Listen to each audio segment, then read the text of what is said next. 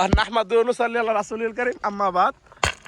আমি দেখতে পাচ্ছি এখন চলে আসছি আমরা সিলেট থেকে 63 কিলোমিটার জার্নি দেওয়ার পর এই জায়গাটার নাম হচ্ছে জাফলং।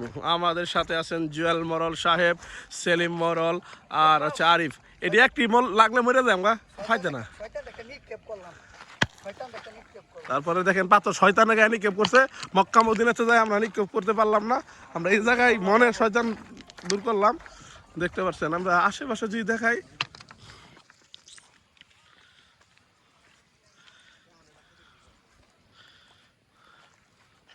মোটামুটি আমরা এখান থেকে বিড়ি হাতে নিয়ে চলে যাচ্ছি আমরা। আমার মামু ঠান্ডার ওষুধ কিনছে, ওষুধ কিনলে সে যাইতেছে। এই যে সেলিম মরল এখন ঠান্ডা নাই, সে ঠান্ডার ওষুধ কিনে না।